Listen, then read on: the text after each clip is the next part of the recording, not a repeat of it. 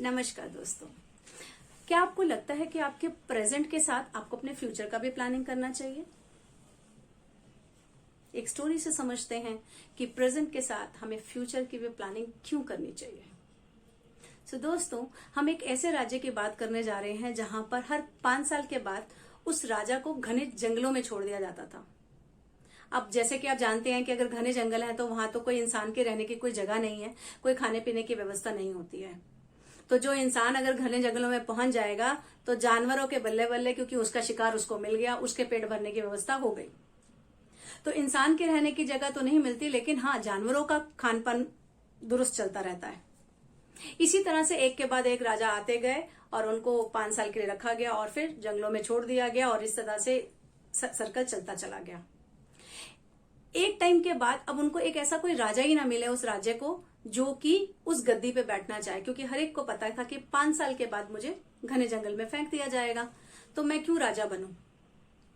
सेनापति को पता था उस राज्य में एक बहुत ही अच्छा बढ़िया इंसान है जो बुद्धिमान भी है, तो वो चाहते थे कि वो इस राज्य का अब राजा बने। उन्होंने उसको अप्रोच किया, बहुत बार समझाया। पहले तो कुछ दिनों तक उसने मना कर दिया, लेकिन बहुत समझाने बुझाने के बाद वो राजा बनने के लिए मान गया।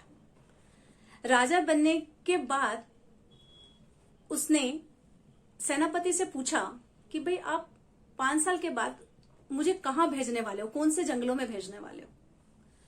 तो सेनापति ने उस जंगलों के उनके दर्शन करवा दिए कि जी ये घने जंगल हैं जहां में आपको 5 साल के बाद जाना है।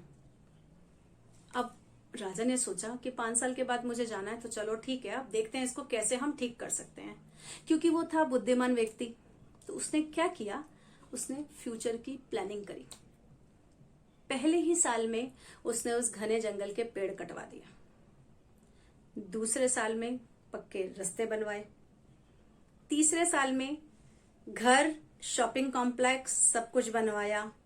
चौथे साल में ग्रीनरी, पेड़ पौधे लगाए और रहने की पूरी पूरी व्यवस्था 4 से 5 सालों के अंदर कर ली। तो जैसे ही उसके 5 साल पूरे हुए, वो सेम प्रथा कि आपको गाजे बाजे के साथ बैठाकर घने जंगल में छोड़ा जाएगा। तो जब पहले राजा को जब बैठा के जब हम जंगलों में भेजते थे सेनापति और पूरे राज्य के लोग, तो वो बहुत रोता था और जाने को मना करता था। बट ये राजा ना रो नहीं रहा था, ये बड़ा खुश था, कह रहा अच्छा ठीक है भैया, मुझे भेज दो। सेनापति और दूसरे अधिकारी बड़े हैरान कि ये इतना खुशी खुशी क्यों जा रहा है। उन्होंने उससे पूछा कि आपको घबराहट नहीं हो रही? अब आप घने जंगलों में जाओगे, वहां कोई ना रहने की व्यवस्था है, ना कुछ खाने पीने की व्यवस्था है, सिर्फ जंगली जानवर हैं जो आपको खा जाएंगे। उसने बोला मैंने अपने 5 साल में पूरी प्लानिंग कर लिया। अब वो घने जंगल नहीं है, उसमें पूरी रहने की व्यवस्था है। और इस 5 सालों में मैंने अपने लिए कुछ छोटी छोटी सेविंग भी करी है, सो दैट जब मैं वहां पहुंचूं तो मेरे पास अपने जीने के लिए पैसे भी हों। सारे लोग बहुत हैरान हो गए और उसकी बुद्धिमानी की दाद देने लगे। दोस्तों, इस स्टोरी से हमें ये शिक्षा मिलती है कि जब हमारे अच्छे दिन होते हैं तो क्या होता है, अक्सर हमारे पास जब अच्छे दिन होते हैं, अच्छे पैसे, सब कुछ अच्छा चल रहा होता है, तो हम फ्यूचर का कभी प्लान नहीं करते। हमें कभी लगता ही नहीं हमारा को कभी फ्यूचर में कोई प्रॉब्लम आएगा। ऐसे ही 18 से 25 साल के बच्चे जो होते हैं, जिनको अपनी पढ़ाई में पूरा फोकस करना चाहिए, अपने करियर पे पूरा फोकस करना चाहिए, वो जो लोग बच्चे इस पे फोकस नहीं करते हैं, वो बच्चे कहीं नहीं पहुंच पाते हैं, क्योंकि वो अपना टाइम उन दिनों में उन सारी एक्टिविटीज में व्यतीत करते हैं जो कि जरूरी नहीं है। शायद जो उनके फ्यूचर के लिए जरूरी है वो उस पर को फोकस नहीं करते हैं। ना केवल बच्चे, हम बड़े भी ऐसे ही हैं। पीछे कोविड में ऐसे बहुत सारे लोगों ने ये समझा, क्योंकि इससे पहले हमें किसी को नहीं लगता था कि ऐसी कभी कोई सिचुएशन आएगी कि मेरे पास नौकरी नहीं होगी, मेरा बिजनेस नहीं चलेगा, मेरे पास जीने के लिए पैसे नहीं होंगे।